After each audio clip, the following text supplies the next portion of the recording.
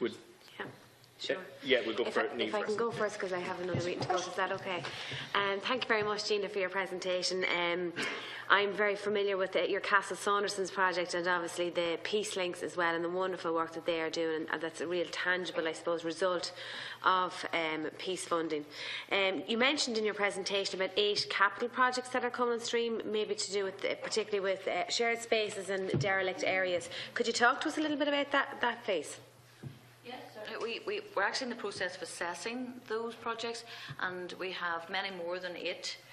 We're looking at 13 going forward to the next stage, and it's a fantastic area, as you say. The shared spaces such as Castle Saunderson, the Peace Bridge up in Derry, Londonderry, they were all funded at the Skenos Centre, and it's about bringing together communities, and particularly what would be seen as areas of dereliction, and that could have brought, young people would have been hanging about, and instead what they've done is redevelop them, such as even the Portadown People's Park, and that was a very derelict area, and young people are hanging around, maybe drugs abuse. Then that's been developed for a cross-community purpose, so that the two communities and indeed all the communities in the area feel comfortable to come into those civic spaces and can view them as their own. Yes. I don't know if Sean or John want to add anything in relation to the projects that you're assessing without going into detail of them. Yeah, we can't go into the detail of the projects, but to speak to what Gina has already mentioned, these projects are really set aside to be iconic in nature and are really cited to be in contested spaces, whether that's space that's contested for historic reasons or has become contested because of changes in geographies and the demographics within those geographies.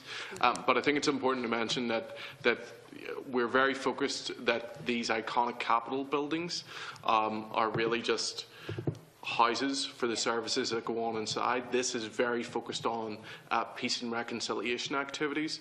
So we look very much at where they're going to be sited, the nature of the building, but we look almost more robustly and intensely at what's going to happen in these buildings for the next 5 and 6 years to really change people's attitudes within those buildings and what type of attitudes currently exist that we want to change. So it's an exciting area. We expect that we will be the steering committee will be making decisions on that around August of this year. Okay, so I suppose spaces that maybe provide activities for young people. I'm thinking of in Monaghan. I know I was part of Monaghan County Council, and I know they have big plans for a peace campus. And I suppose it's projects like that you're talking about there in that particular stream of funding, is it? That is exactly it. Yeah. And again, to stress, we're looking at the detail of the activities that are going on in the buildings with regard to peace and reconciliation. Creating a building and having a bunch of kids coming in and having a new football pitch is great, but that's not what we're about. There has to be a clear link between what those children and what those older people or what you and I are doing in that building that is actually going to change our mindset, what is actually going to make us perceive the world differently and perceive those other communities when we leave that building.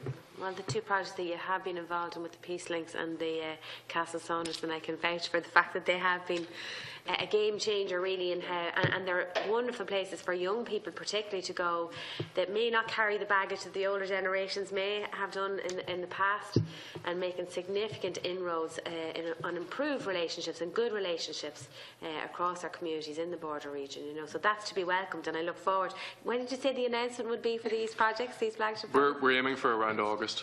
Okay, I look forward to that. Well done, folks. Thank you.